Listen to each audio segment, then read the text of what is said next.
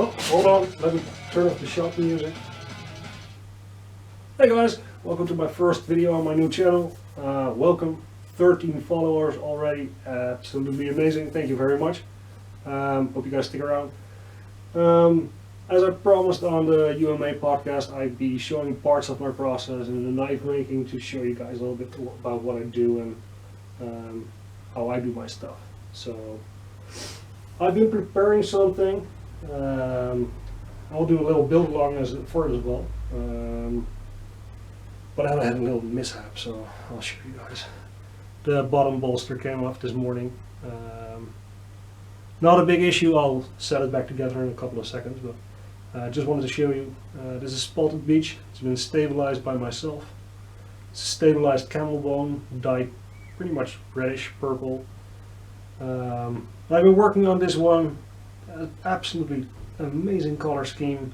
Still some scratches to work out, so I'll be working on that as well. But this blade will come with a second, almost identical but smaller version. So I'll be building that handle first, and I'll showing you guys all the steps I take to make a multi-component octagonal wah handle my way. So hope you guys enjoy the video. Part 1. Second part of this is actually making the smaller version of the Bunka blade. I'll throw in some templates. I don't know where I'll be posting them. I'll figure it out so you can guys actually build along with this Bunka blade. So let's have some fun. First thing I need to do is reset the bolster, reattach it to the Y handle. Thinking about going for something a little stronger. Let me get it. It's JB Weld, very well known plastic bonder. So let me just mix up some glue here, and we'll be on our way to get this fixed. I don't need really much of it, so there we go. That's more than enough already. Again, the stuff is really expensive, so.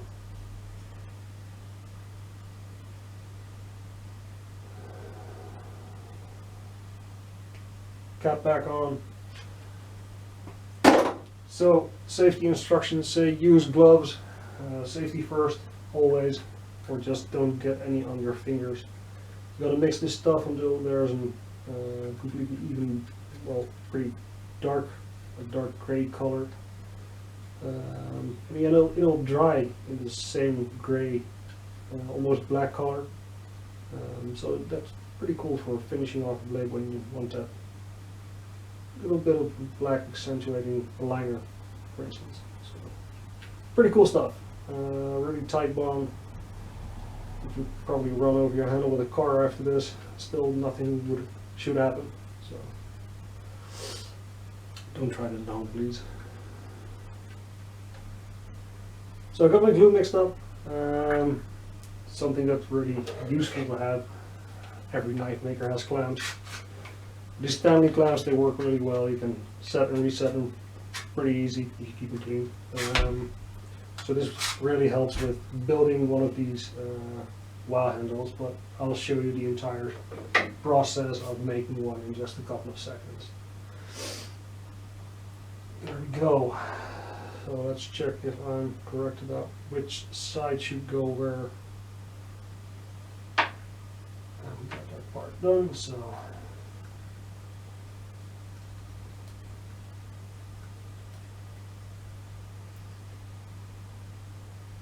So a nice thick coat of glue on there, and yes, while clamping some of the glue will come out. If you just leave it set, it will be quite easy to take off with some regular sandpaper. You probably won't see a thing after that. So, a little bit more, cover all the pieces. A little bit in the middle of extra glue right there. I'm just start clamping it up. So as I said, I checked which part should go where. Do check it again and again so you're absolutely sure you're Bring the right side back to where it should go.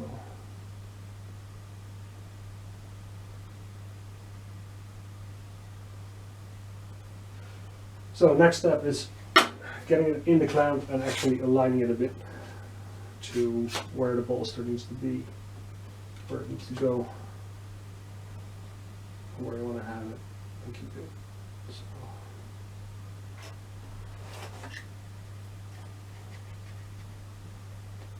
Just some light pressure there to find where it needs to go. Check it on all sides. I've got a little spare room here, so I'll move it back a little bit.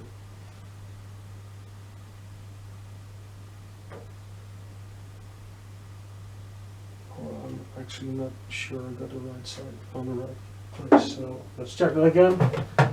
This is like a 15-minute curing and hardening time, so you can move it around a little bit. Got some time. Don't worry if you make a mistake, just like I did.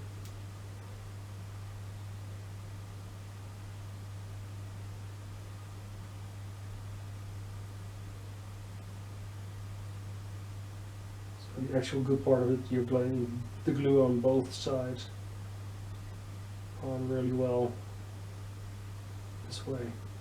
And I noticed my biggest mistake, I got it turned upside down. So there we go, starting off the new video with another small mistake we'll fix in no time.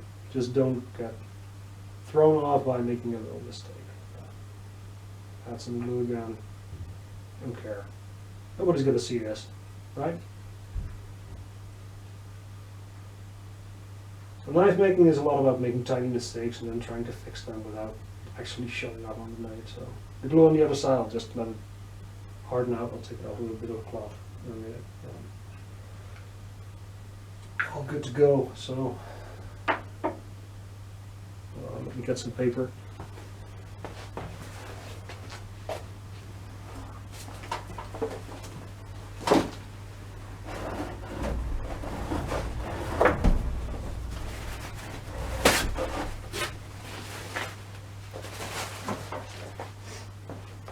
Another pro tip, always have some towels ready to use to fix any mistakes you make. So, nothing to worry about here. Nothing to worry about. So again, trying to find the right angle, right way to put this on. Absolutely not a problem, no worries at all. I'll just check if all the sides align.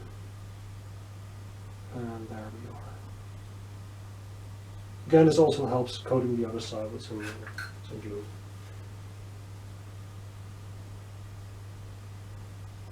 And there we are, quite happy with this. Again, this stuff happens, and in this case it was actually the fluid I used to stabilize the camel bone. But it didn't fully cure, so I took a step back there, re-cured it. And now we're absolutely golden. So, check it all the way around. Check for any mistakes in alignment. Fix those right away.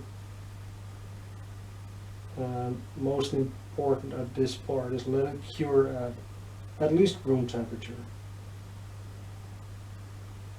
So if you go below that, it just does state that on the information provided with the glue that curing can take a little bit longer if the environmental temperatures are a bit lower.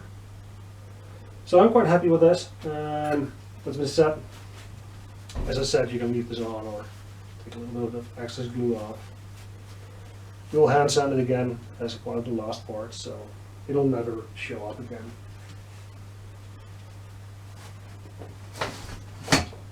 Okay, so knife handles like these. They seem pretty hard to do, and well, they can be a little bit tricky to do, especially when you're starting out with basic materials like these. This is a dry block of spalted beech. Really nice picture in it. Nice drawing. So this is just a raw dried wood. It's really light. It's fragile, really fragile. Can't use it right now for a knife blade or a wah handle like that.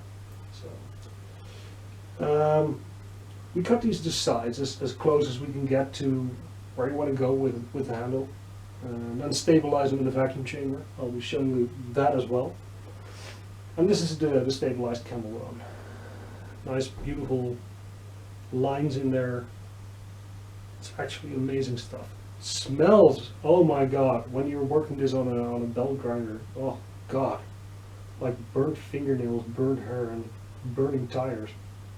It's awful, but it does get a really cool result with balsa materials. So the question is, how do I turn this and this into something like this? Well, let's get the show on the road. I'll show you guys what I'm going to do, and I'll reposition the cameras a little bit so you can get a better view of what I'm doing. At this point, I'll be taking all the raw materials to the bandsaw and cutting them to the acquired lengths I want to use. So, the handle I'm going to build is a little bit shorter than the one I've been working on. The blade itself is a little smaller, so I'll probably do something lengthwise. A little bit less of the spalted wood in the middle. Probably keep the bolster sizes the same. So a bit of a uniform look between the both of them. So let me switch up the setup. I'll be back in just a couple of seconds. Hey everyone, we're back. Back at the bandsaw. Try to get an angle where you can at least see a little bit of what I'm doing. So yeah, we're gonna cut this block down to a more workable size. I hate to waste good wood, so I'd rather cut my pieces I work on to the size I'm comfortable with shaping further on, for instance, a flatbed grinder or 2x72 or even hand sanding. So I'm cutting this block back to where it's about 3 centimeters by 3 centimeters. For me, that's a little bit oversized still to where I want to go. But it will give me the freedom to work on it, and if you make a small mistake, to be able to correct that mistake. So a little bit oversized to what you want to do, and still saving a beautiful piece of wood that can be used again for other purposes. So.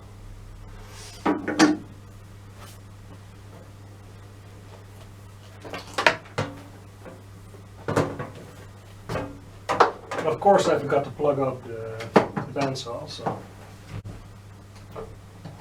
let me get a bit of power over here.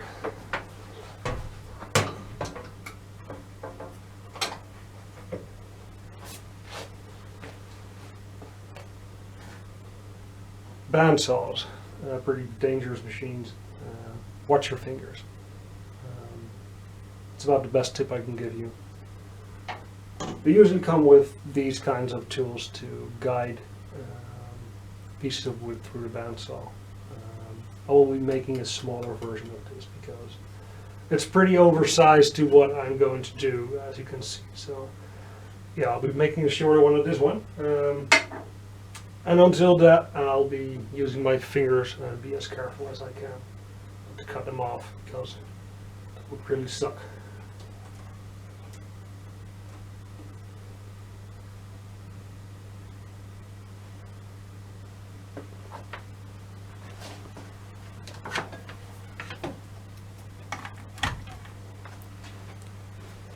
See, that's why I always work with double safety.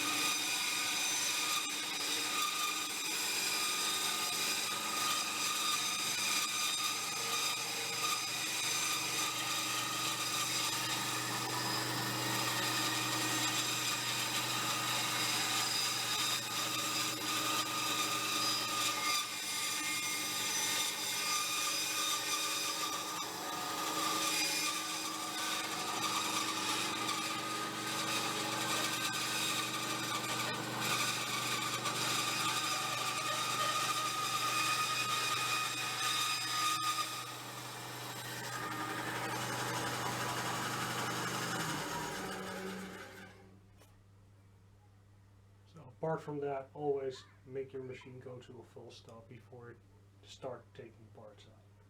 You don't want to get your fingers caught between the saw blades. It's a Parkside, it's a little machine, not a lot of power to it, but it gets the job done. So for me, why spend more money on a bigger machine at this point? So just intended for woodworking and handle work. And these will be probably put to use by my wife making keychains. Go check her out. She's at the Big Wee Hack on Instagram. She does really cool stuff. So perhaps she'll show this on the channel soon. I don't know. We'll see.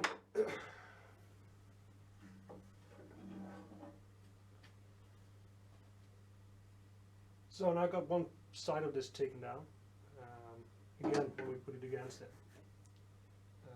we'll take a little bit off the blade, off of the wood, until we get that square we're looking for. That's probably the best tip I can give you if you're trying to build octagonal wall handles. Work in square shapes. That works the best. So you can mark the bottom and the top side where you want to go as a kind of a guide while you're grinding the facets on them. So, another small tip.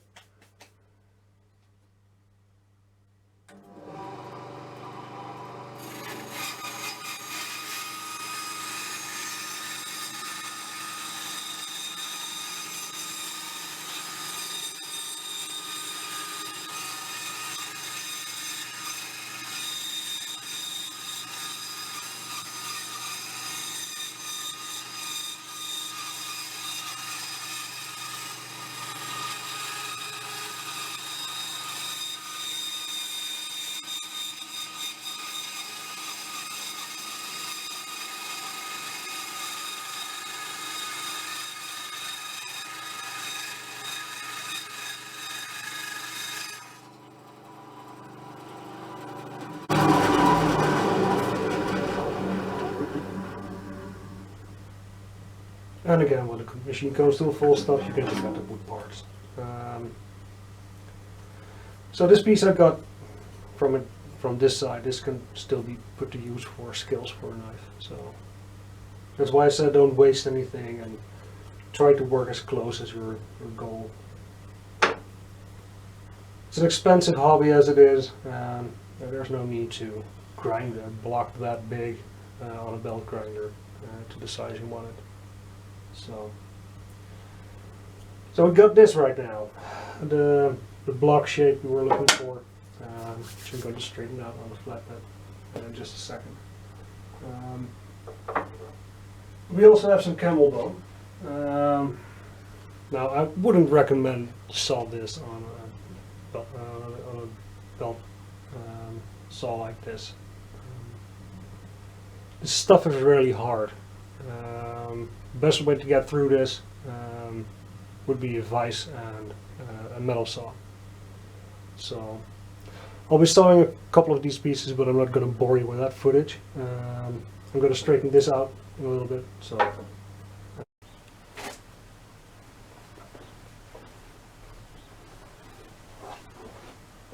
So we are back. As I said, I needed to adjust the camera angle a little bit better so you guys can actually see what I'm doing. This is my second grinder I bought. I started out on an Einhill TC US 400, I believe. Small flatbed grinder with a rotary disc on the side. This was my first step up. This is, I believe, 3 horsepower. It was about 3,600 rounds a minute. It's loud as hell. Really, it is. It's loud. But it has an excellent flat surface, and when I switch to the other side, you'll be able to work parallel to your belt, which is probably my first way I started out making knives. It's a bit of a different technique. I use it mainly now for the bigger blades and flattening down pieces of wood I use for head mills. So I'll start this guy up. Sorry for the noise in advance, but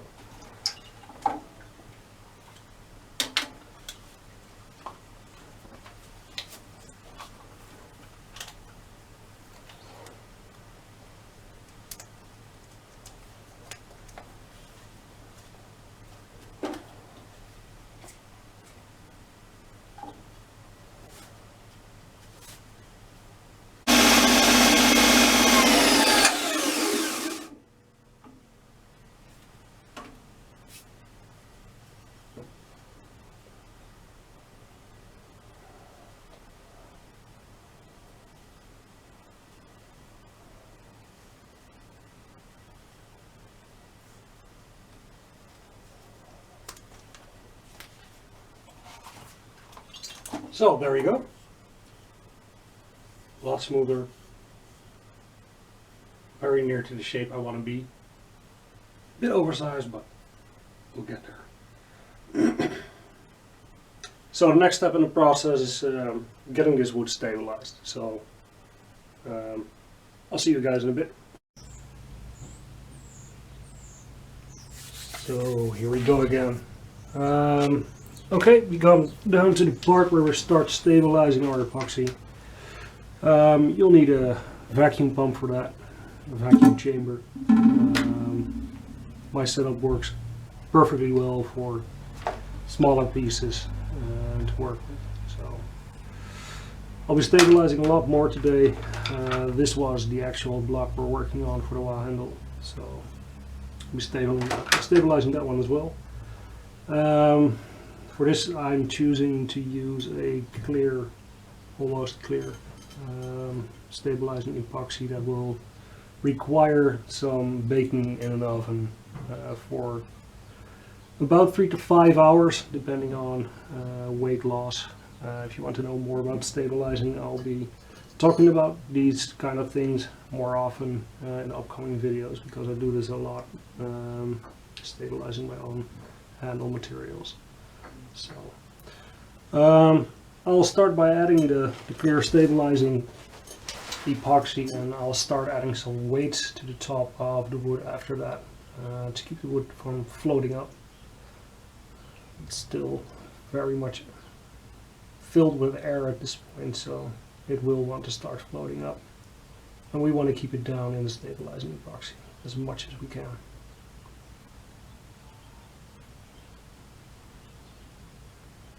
There we go. Let me get some weight.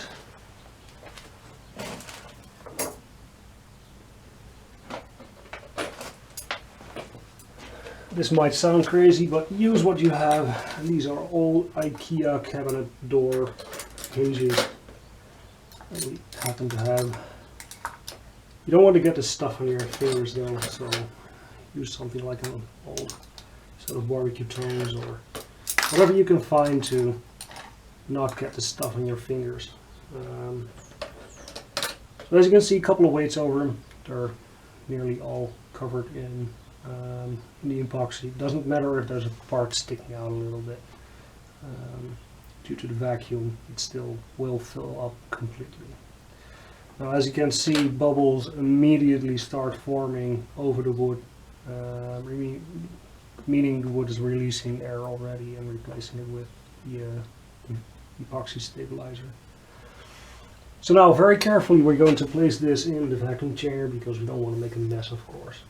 Some people just dump their stabilizing epoxy straight in the container, but a lot of times I add dyes and stuff like that to my stabilizing epoxies to get a different pattern or different way of getting an end result, and I don't want all those different epoxy colors and pigments mixing up in the same container. That would require a lot of cleaning up, so I try to work as clean as I can.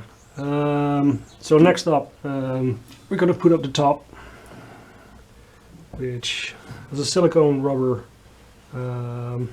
rim on a very thick plexiglass plate.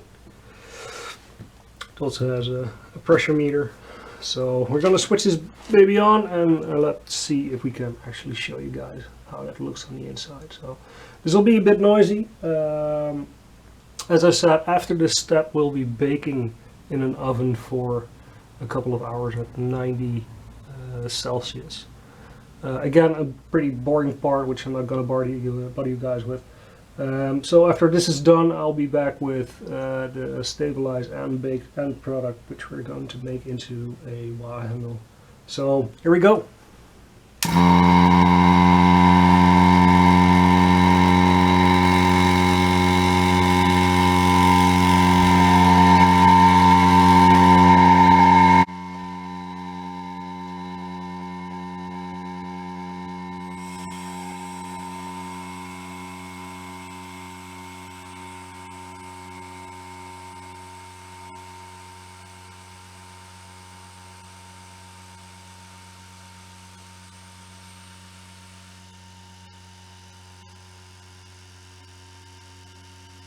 Just to tell you what I did there, because in the beginning the most bubbles will start coming up out of the epoxy.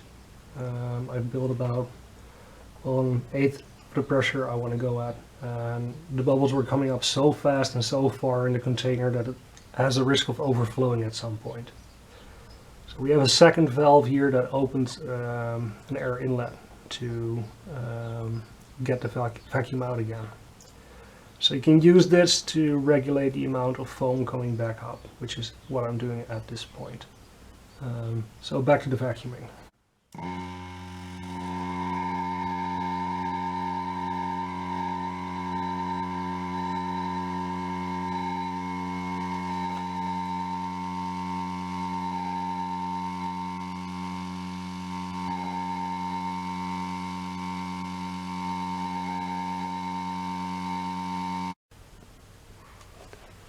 So, hey guys, welcome back. Oh, here we go. So, the last part I showed you the stabilization process with the vacuum chamber. It's been in there for about 5 hours. You can check regularly if you see bubbles coming up in your vacuum tank. When that stops, give it another half hour to an hour. You can take out your partially stabilized pieces of wood, which then get to be baked in an oven at, as I said before, 90°C, depending on what kind of curing stabilization epoxy you're using. Always check the instructions. So, as you can see, I wrap these up, and there's a pretty good reason for it as well. When you start baking these blocks of wood, they might start bleeding out a little of the excess stabilizing or curing agent you're using, and you don't want that to hit the bottom of your oven, because that smells really bad and it doesn't do a lot of good for your oven as well. So I usually wrap these in aluminum foil, and I'll start unwrapping this one. So, as you can see, pieces falling off, flying everywhere. Don't worry too much about that. We're cleaning up when we're cleaning up the shop again, and this is how it looks. I'll get a bit of a close up here. So as you can see, stabilization epoxy bled out a little bit, so that gets contained by the aluminum foil, so it can spread through your oven. So we need to clean this up. After we clean this up and make sure the wood is straight again, because it can bend a little bit during the curing stage. That's why I oversize these always a little bit, so I can fix those sort of things right away on the belt grinder. So, and after we clean this up, we can start adding our top and bottom bolster, which should start looking something like this when we're ready to do that. So at this point, it's on to the big flatbed grinder to get this straightened out, cut to size, square it out, and get this into a functional handle. So I'm going to change the shot to the big belt grinder again, the flatbed, and we'll start cleaning this block up. So we're back at the flatbed grinder. I'll be wearing my mask from now on, because you really don't want to breathe this stuff in. you should when working belt grinders or bandsaws. Always wear your protective gear. So wear a face mask like I do, and we'll get to grinding right now.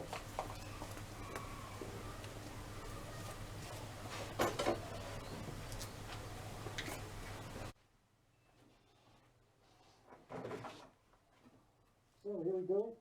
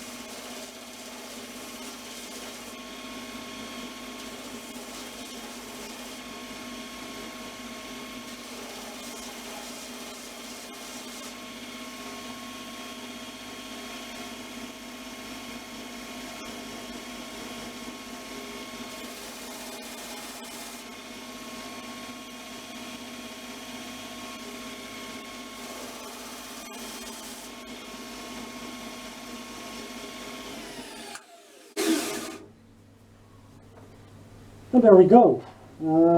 This has now been taken down to the size I want it, because this handle is in fact a little bit shorter than the other handle I'm working for. We've worked on already, which I showed you already. So you now have the most interesting part of the spotted wood centered out, taking it down to the size where it's actually ready for glue up. So sorry about the mess, but it's still a little bit dusty in here. So next phase of this, we are ready for glue up. Here we go again. Bit of a coffee break.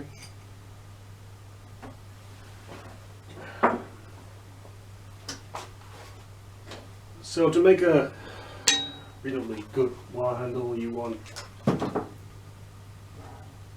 to work with square sides. When you're setting it up later on, gluing it up, you need the end parts to be at exact angles. So this is where the tool rest for the 2x72 come in. These are wonderful things to have. If you've got a tool rest like this, or when you can angle yourself, you can do some really cool stuff with wire handles. You can even do odd angles. Get epoxy centerpieces in these.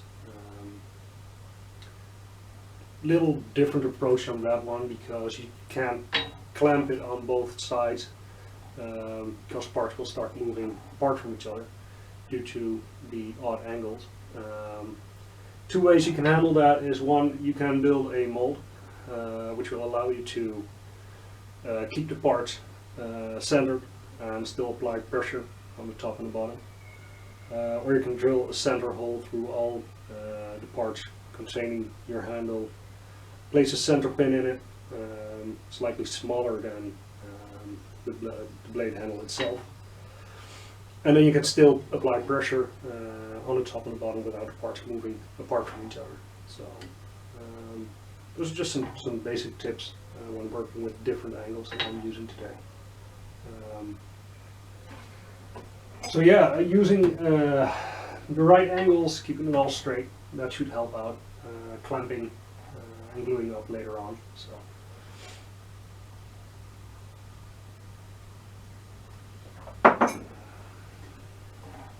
So let me get my mask. I don't know where I put my glasses. Oh,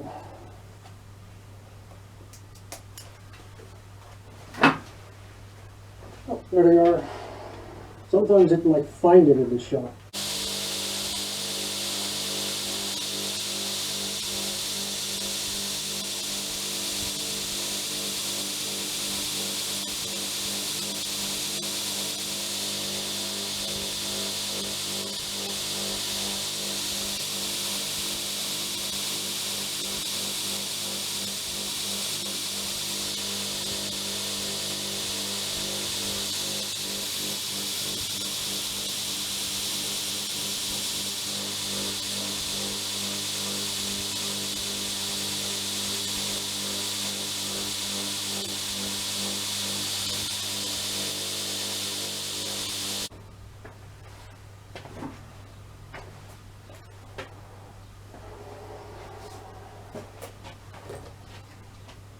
So this is the handle for the big blade, which is now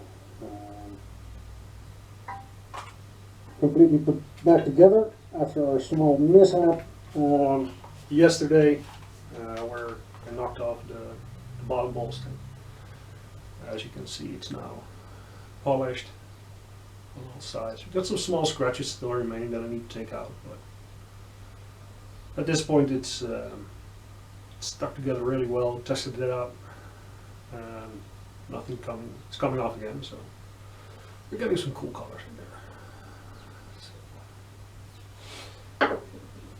And I also mentioned that I wanted the handle slightly smaller than the first one. As you can see, it is just about half a centimeter smaller. So I think I'll just take off a little bit more of that. Hold on, I'll be right back.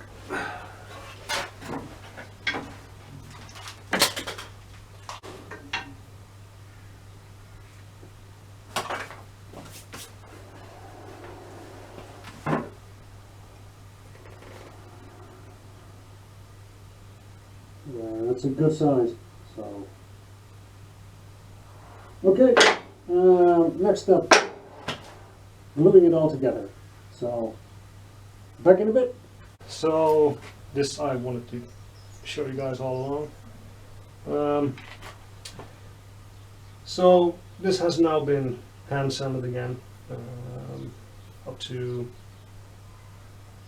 grip 1200, because I reattached that bottom bolster again.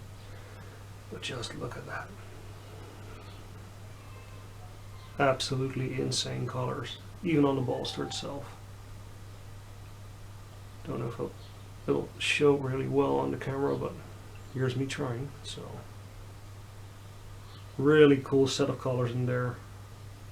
Something beautiful going on each side. So this is the end result we're looking for. But we are at this stage of the build. We got our wood, we got our bottom bolster, we got our top bolster.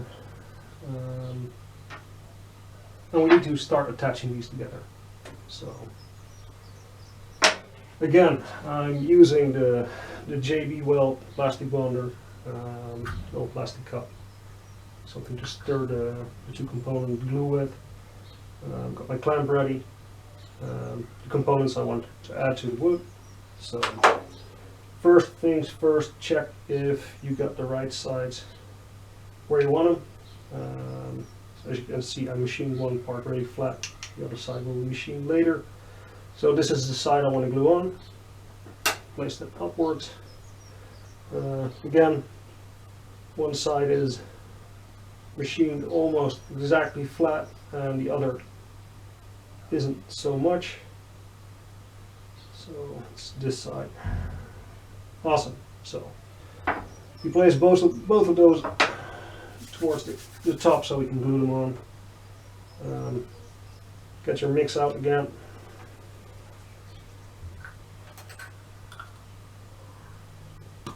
Add some of the glue in there. Okay, we don't really need to use a lot. Let's get the cap back on. There we go. So stir up the mixture again. So it's basically just one color.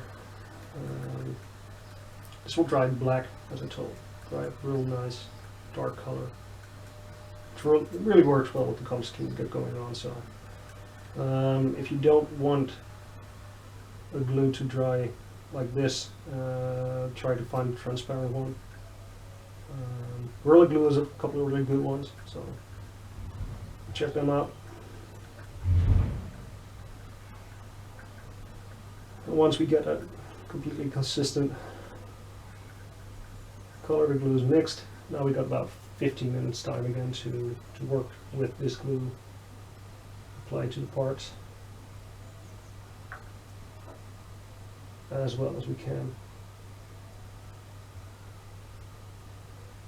So you can probably still see this, but this is really rough ground. I don't machine this down to a higher grit, just so the glue has more of a grip to the components themselves. That's probably a good tip.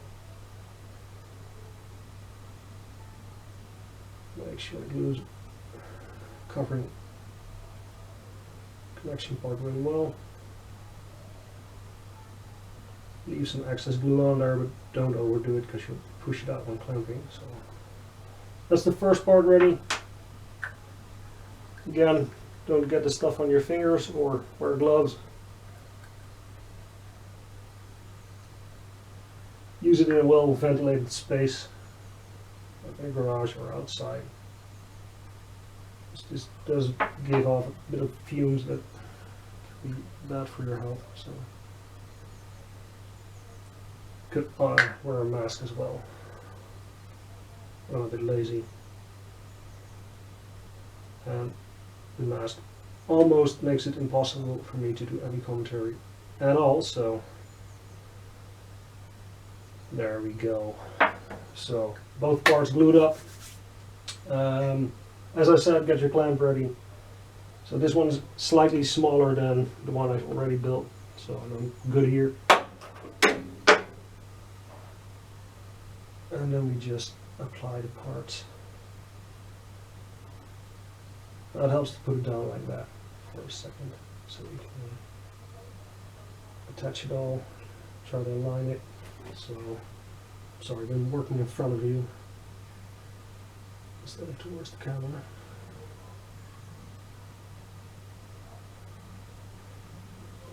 Got your clamp ready.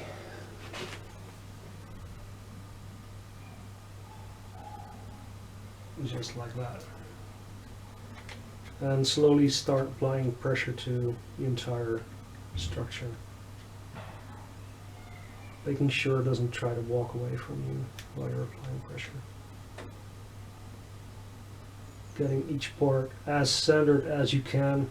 This is still oversized, so we can still machine off at any side back to a better square. This one needs to move a little bit. I said a little bit, not all the way. So I'm quite happy now where we are on all sides. So there we go. And then you slightly apply more pressure, making sure it doesn't pop out at any side. But that's it. We don't need more pressure than that. At this point, just let the glue do its work. You can try wiping it off, but then again, you'll machine it off later, so why go through all that trouble? Letting it cure at room temperature does speed up the process a bit, so I'm placing mine near the central heating, a little bit warmer over there. This will probably take like a day to cure. So, well, let's let it set. I'm not going to watch the glue dry, so I'll be back in a bit. Well, guys, we are back. So, for the very close watchers, you'll notice this block changed a bit between the last shots. I screwed up the handle. Broke it in two, accidents happened in the shop, and at that point I could have saved the block I was working on by getting an epoxy component in between, epoxy bond. But I didn't feel like it. I wanted to do it like the other one was, like an exact replica, so I already had some wood stabilized in case of a small emergency like this one. Took both bolsters off, reset them to a new block of wood, and at this point we'll just start squaring it up again. I wanted to show you guys how I work the flatbed. It's not an ideal shot, but just wanted to show you guys how I machine this. So on with the face mask, because this stuff is horrible for your lungs and it smells so bad. So here we go.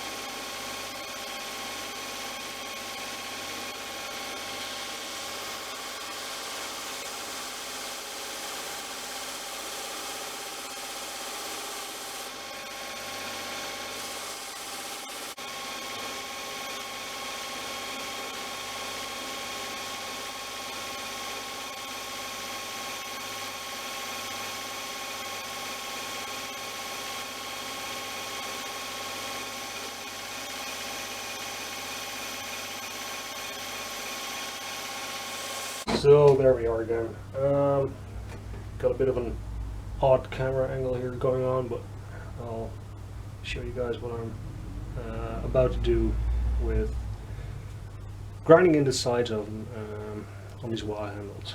So if you can probably make that out, I've marked all the corners. Did that on both sides because I usually just I freehand these. So I'll show you how I do that in a couple of seconds. Hold on.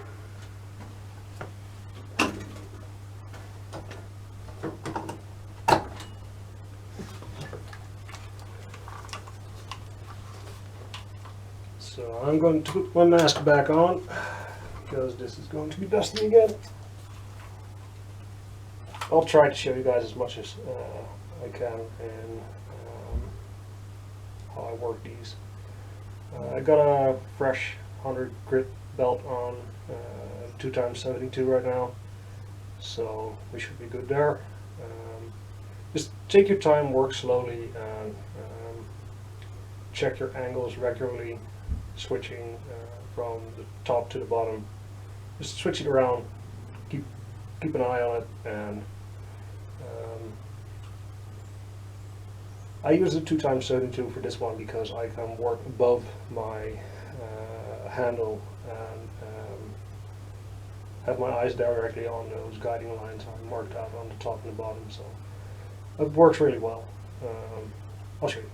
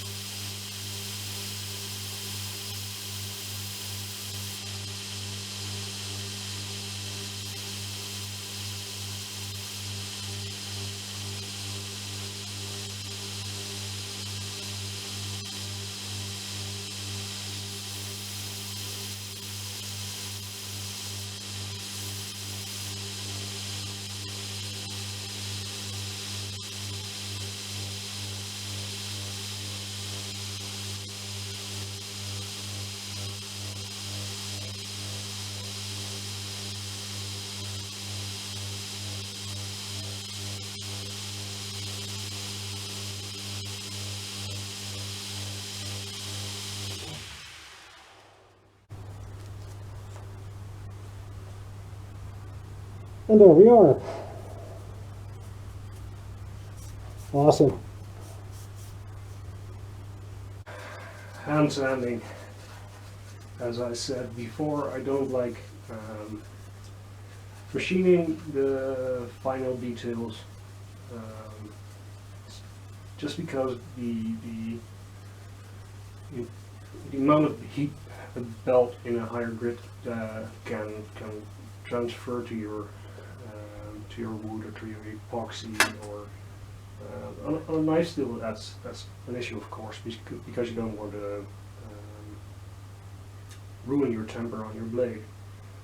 But on a machine like that, without a VFD or something else to get that speed out of that motor and the heat building up on the wood, on the bone in this case, you can burn your wood or your bone very, very quickly. Those burns are really tough to get out. So that's why hand sanding is a big part of knife making, any part of knife making. So at this point I'm at, let me check, that's a grit 3000. This is a waterproof sanding paper, of course. And I've been hand sanding for like hour and a half now, perhaps 2. Just slowly progressing through the grits. Because when we took it off the belt, this is I believe a 100 grit J-Flex, and that leaves a scratch, and you want to take small steps with hand sanding, getting the scratches out. You can progress from a grit 100 to a grit 1000 and expect to get a deep scratch out. It just doesn't work like that.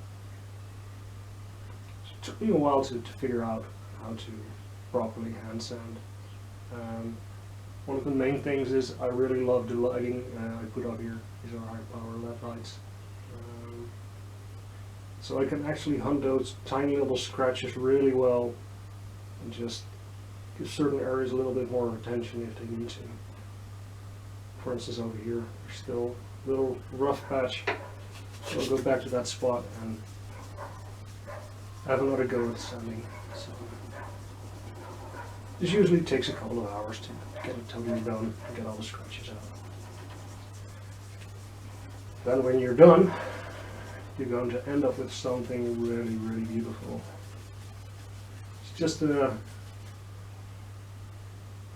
way the wood catches the light, detailing in it, drawing in it, also the minute color differences in that camel bone, the way the light catches all these sides. It's really cool. It looks awesome on a blade. I'll just show you that before you are. Let me clean it off a little bit.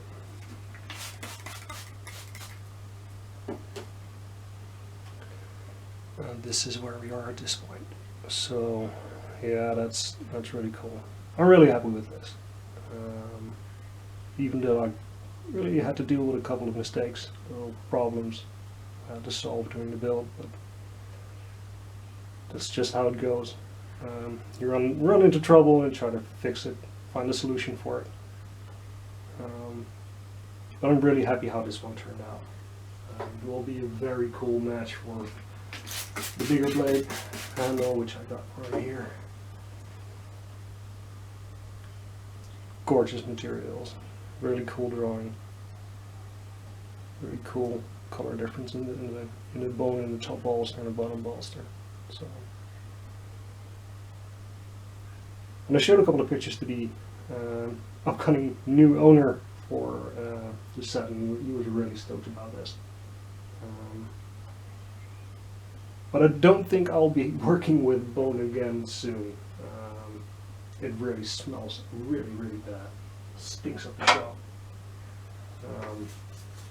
So okay, onwards. I'll be finishing the hand sanding for this last handle for the set. In the next upcoming video, we'll start to work on the blade for this one as well, because Still need to do that blade completely, so I'll be cutting it out, doing the first set of detailing on it, heat treatment process, tempering, detailing, finishing it, and then the entire process onto the glue up of the actual blade and handle itself. Probably by then I'll be able to show you the set completely, so both blades will be done at that point. But you can even build with me, so I'll see if I can get a template done for that last blade, the second one, a smaller one, and if I get the time I'll throw on the bigger one as well. But check the comments for that one, or for the links, or when I figure out how to attach templates to the videos, or I might know how to just leave your email address and I'll email them to you. So we'll figure it out. Thanks for watching so far. This has been part 1. If you have any questions, just drop them in the comments and I'll get back to you as soon as I can. Until then, I'll be working on part 2 for the blades for these guys. So I'll see you guys then. Bye bye, man.